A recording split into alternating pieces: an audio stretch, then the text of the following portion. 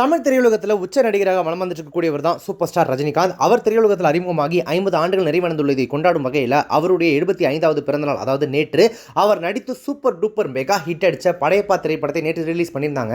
ரஜினிகாந்தின் கரியரில் மிகப்பெரிய பிரம்மாண்ட வெற்றியை பெற்ற திரைப்படம் படையப்பா. கடந்த 1999ஆம் ஆண்டு ரிலீஸ் ஆன இந்த திரைப்படத்தை கே.எஸ். ரவிக்குமார் தான் இயக்கியிருந்தார். இந்த படத்தை சூப்பர் ஸ்டார் ரஜினிகாந்த் தான் தன்னுடைய நண்பர்கள் மூலமாக தயாரிச்சிருந்தார். படத்தினுடைய மூலக்கதையும் சூப்பர் ஸ்டார் ரஜினிகாந்த் அவர்கள் எழுதினது தான். படையப்பா திரைப்படம் மிகப்பெரிய வெற்றி அடைந்ததற்கு அதில் நடித்த நடிகர்கள் தான் முக்கிய காரணம். குறிப்பாக படையப்பாவாக ரஜினிகாந்தும் நீலாம்பரியாக ரம்யா கிருஷ்ணனும் போட்டி போட்டு நடிச்சிருப்பாங்க. சிவாஜி கணேசன் சார் படத்தில் சில காட்சிகளில் வந்தாலும் மிகப்பெரிய தாக்கத்தை ஏற்படுத்தி இருந்தார்.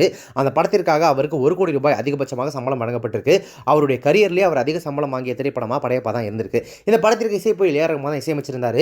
அந்த படத்தின் பாடல்கள் எல்லாமே இப்போ வரைக்கும் வேற லெவல் ஹிட். நேற்று கார்த்தியின் வா வாத்தியார், அனுபமாவின் லாக்டவுன் ஆகிய திரைப்படங்கள் ரிலீஸ் ஆக இருந்து கடைசி நேரத்தில் போஸ்ட்போன் செய்யப்பட்டதனால அது படையப்பா படத்திற்கு மிகப்பெரிய பூஸ்டா, அதாவது ஒரு மிகப்பெரிய மைல்ஸ்டோனா அமைஞ்சிருக்கு அப்படின்னு சொல்லலாம்.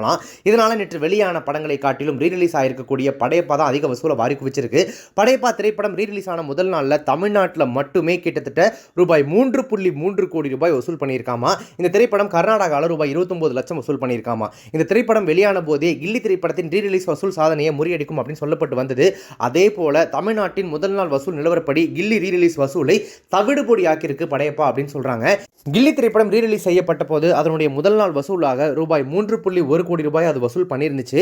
அதனுடைய அந்த ரெக்கார்டை கம்ப்ளீட்டாக பிரேக் பண்ணி படையப்பா திரைப்படம் முதல் நாள் வசூலாக ₹3.3 கோடி வசூல் பண்ணி காமிச்சிருக்கு. கில்லி திரைப்படத்தினுடைய ரீரிலீஸ் ரெக்கார்டுக்கு அப்புறமா பல திரைப்படங்களை தூசு தட்டி ரீமாஸ்டர் பண்ணி ரீரிலீஸ்லாம் பண்ணிட்டு இருந்தாங்க. ஆனால் சில திரைப்படங்கள் வந்ததும் தெரியல, போனதும் தெரியல. இப்போ படையப்பா திரைப்படம் மறுபடியும் ரீரிலீஸ் ஆகி அந்த ரீரிலீஸ் ட்ரெண்டை ஆரம்பிச்சு வச்சிருக்கு அப்படின்னே சொல்லலாம். கில்லி திரைப்படத்தினுடைய வசூலில் ரெக்கார்ட் பிரேக் பண்ணி ரீரிலீஸ் படங்கள்லேயே இப்போ அதிக வசூல் பண்ண திரைப்படமா படையப்பா திரைப்படம் தான் முதல் நாள் ஒரு ரெக்கார்டு கிரியேட் பண்ணியிருக்கு. ஆனால் ஓவரால் வசூல் பார்க்கும்போது கில்லி திரைப்படம் ரீரிலீஸ்லேயே ₹50 கோடி கிட்ட வசூல் பண்ணுச்சு அப்படின்னு சொல்றாங்க. ஸோ அந்த வசூல் சாதனையை படையப்பா முறியடிக்குமா அப்படின்றத பொறுத்திருந்தா பார்க்கணும்.